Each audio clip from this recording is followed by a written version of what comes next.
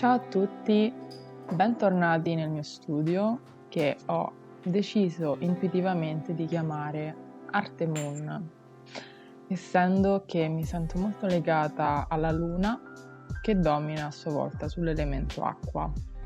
Per chi non lo sapesse, sono del segno zodiacale del Cancro, quindi per chi sa un po' di astrologia può ben capire questa affinità.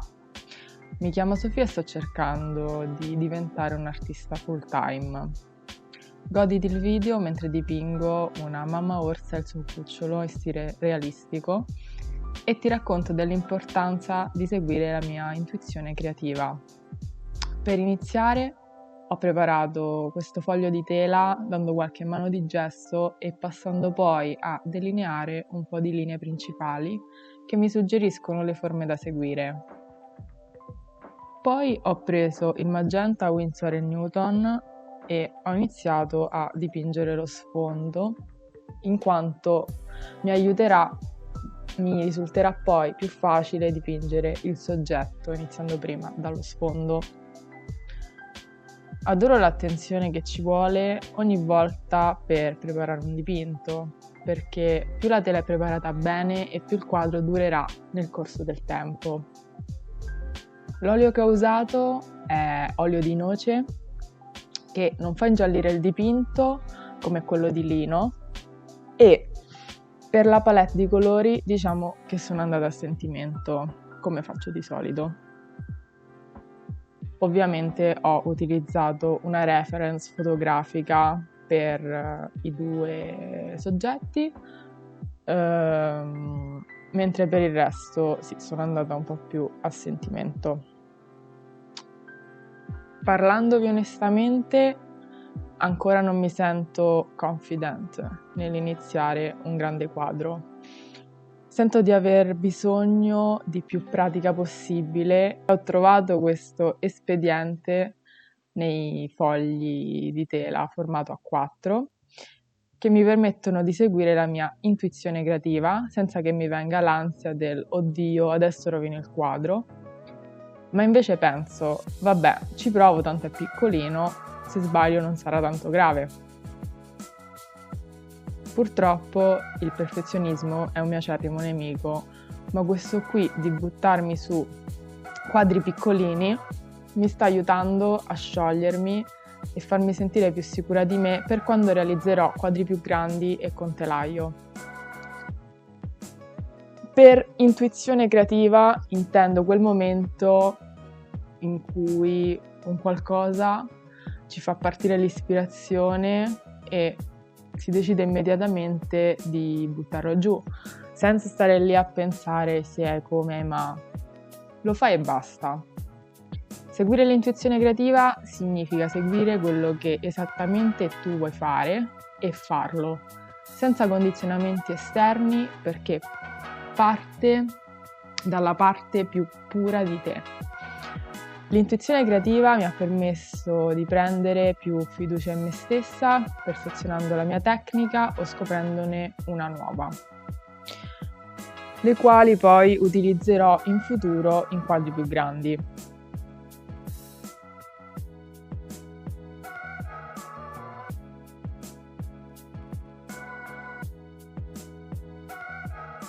L'intuito, secondo il libro tradotto in italiano Il potere della strega di Linda Pradas, che vi lascio qui sotto, prendendo spunto poi da diverse teorie, tra cui quella junghiana, secondo questo libro la mente, l'anima e l'esperienza umana sono tripartite in un sé superiore che va dalla testa al petto ed è collegato al divino, in un sé inferiore che va dall'ombelico in giù ed è collegato con l'istinto, e quella del sé intermedio che sintetizza la parte alta e quella bassa, quella parte più bassa.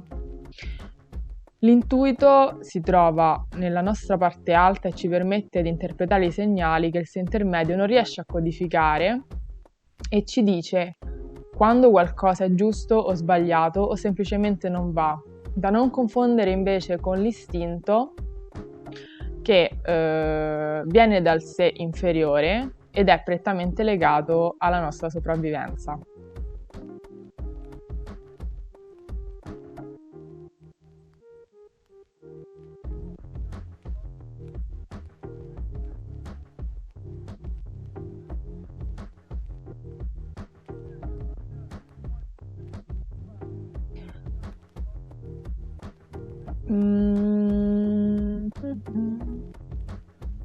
Per concludere voglio raccontarvi anche la storia dell'intuizione di questo quadro.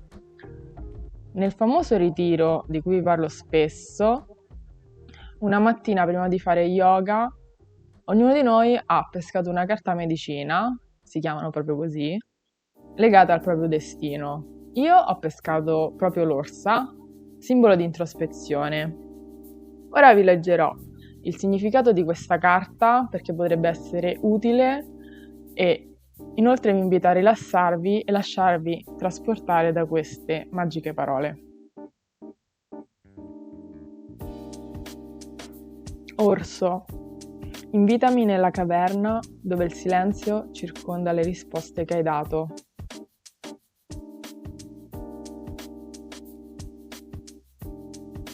Cinque. Orso, introspezione.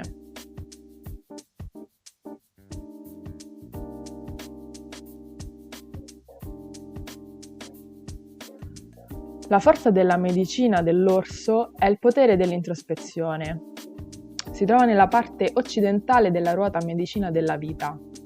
L'orso cerca il miele, ovvero la dolcezza della verità, nel cavo di un vecchio albero.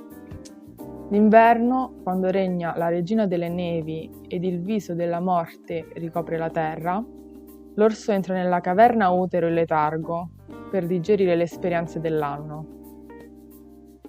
Si dice che le nostre mete risiedano anch'esse ad ovest. Per realizzare le mete e i sogni che portiamo con noi è necessaria l'arte dell'introspezione. Per divenire come l'orso e metterci al sicuro nella caverna utero, noi dobbiamo sintonizzarci con le energie della Madre Eterna e ricevere il nutrimento dalla placenta del grande vuoto.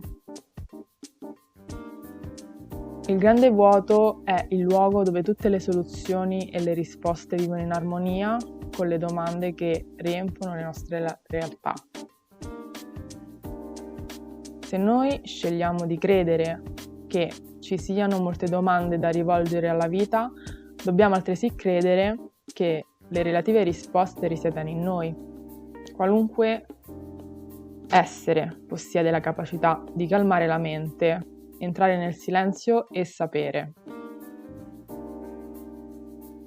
Molte tribù hanno chiamato questo spazio di conoscenza interiore la capanna del sogno, dove la morte dell'illusione della realtà fisica si estende per l'eternità. È nella capanna del sogno che i nostri antenati siedono in consiglio e ci danno suggerimenti sui sentieri alternativi che ci conducono alle nostre mete. Questo è il potere dell'orso. L'energia ricettiva femminile che per secoli ha permesso a chiaroveggenti, mistici e sciamani di profetizzare è contenuta nella particolarissima energia dell'orso. In India, la caverna simboleggia la grotta di Brahma, ovvero la ghiandola pineale che risiede al centro dei 4 lobi del cervello.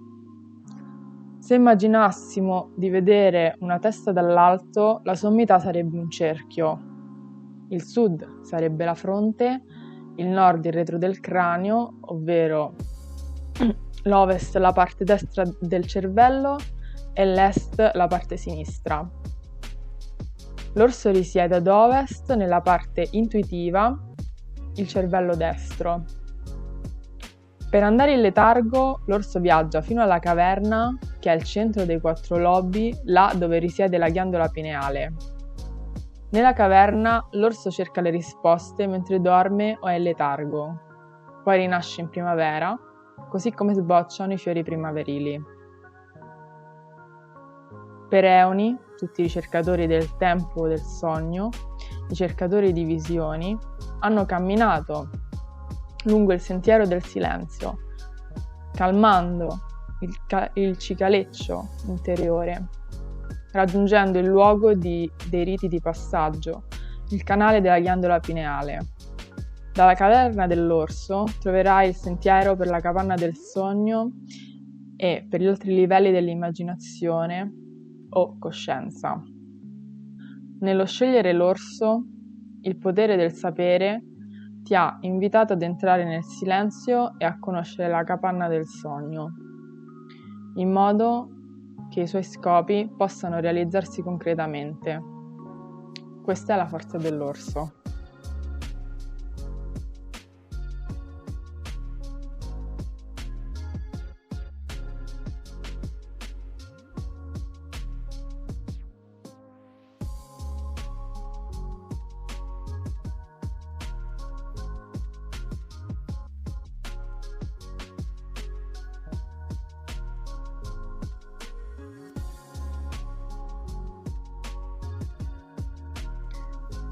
Qui, come vedete, sto continuando a realizzare quei piccoli dettagli delle sfere che racchiudono l'orsa e il suo cucciolo. Sfere, cerchi, secondo me racchiudono proprio l'essenza dell'universo, che è ciclico e a forma di cerchio. Le foglie sopra e sotto sono foglie di quercia, appunto simbolo della saggezza, e accanto a ogni foglia, ogni sfera, abbiamo i 4 elementi della natura. Abbiamo l'acqua, abbiamo il fuoco, la terra e il vento.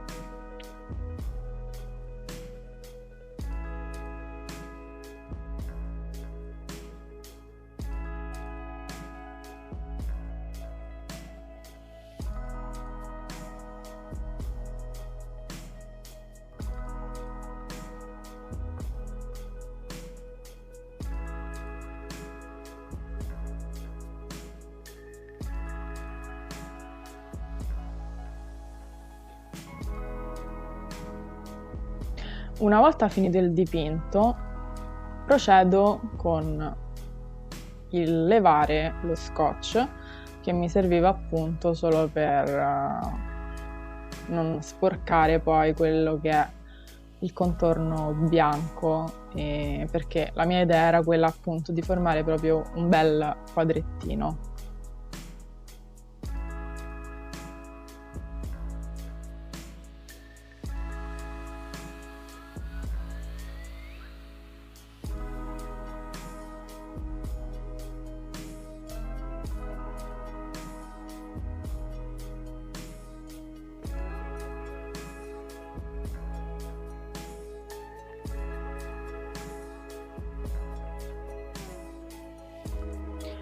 Qui ho riniziato levando sempre lo scotch, però è diverso da prima, in quanto questo scotch serviva per contenere la cornice dorata che ho realizzato poi successivamente, e l'oro l'ho messo anche alla base dei 2 animaletti e un po' in giro.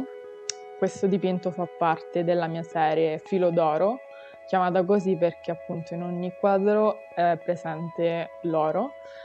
Come lo utilizzo? Invece di utilizzare la foglia d'oro, che trovo sì bellissima ma più costosa e più impegnativa, ho semplicemente comprato della polvere metallica di colore oro, che mixo con la vernice finale per dare appunto quell'imprinting lucido, e mischiando i due si ottiene questa vernice dorata che poi si fissa benissimo. Io mi ci trovo molto bene, sinceramente.